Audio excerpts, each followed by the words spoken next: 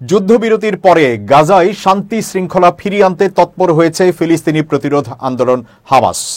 গত শুক্রবার থেকে কার্যকর হওয়া যুদ্ধবিরতির পর থেকেই হামাস বিভিন্ন সশস্ত্র গোষ্ঠীর মধ্যে সহিংসতা ও বিশৃঙ্খলা নিয়ন্ত্রণে ব্যাপক অভিযান চালাচ্ছে এবং ধীরে ধীরে তাদের প্রশাসন ও নিরাপত্তা কাঠামো পুনর্গঠন করছে। গাজার নিরাপত্তা পরিস্থিতি দুর্বল হওয়ার সুযোগ নেওয়া কোনো ঘটনা যেন আর ঘটতে না পারে, এই লক্ষ্য বিবৃতিতে বারবার উঠে এসেছে।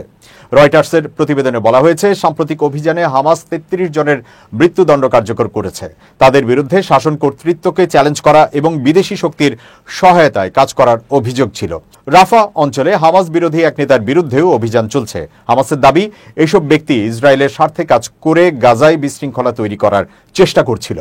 হামাস সরকারের মিডিয়া অফিস প্রধান ইসমাইল আল থাওয়াপ্তা বলেন, আমরা গাজায় নিরাপত্তা, শৃঙ্খলা ও আইন শৃঙ্খলা বজায় রাখতে প্রতিশ্রুতিবদ্ধ, যাতে জনগণ নিরাপদে থাকতে পারে।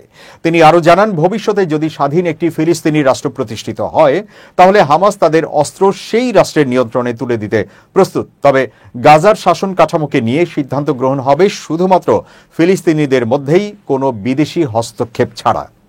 বিশ্লেষকরা বলছেন, হামাসের এই উদ্যোগের মূল উদ্দেশ্য হল গাজায় পুনরায় প্রশাসনিক নিয়ন্ত্রণ প্রতিষ্ঠা করা এবং জনমানসে আস্থা ফিরিয়ে আনা, যাতে ভবিষ্যতে যে কোনো চুক্তি বা রাষ্ট্র গঠন প্রক্রিয়ায় গাজার জনগণের স্বার্থ সুরক্ষিত থাকে। 2023 সালের 7 অক্টোবরের ঘটনার পর ইসরায়েলি হামলায় গাজায় যে ব্যাপক ধ্বংসযজ্ঞ ও বিশৃঙ্খলা সৃষ্টি হয়েছিল, তার প্রেক্ষাপট নিয়েই বর্তমানে এসব পদক্ষেপ নেওয়া হচ্ছে।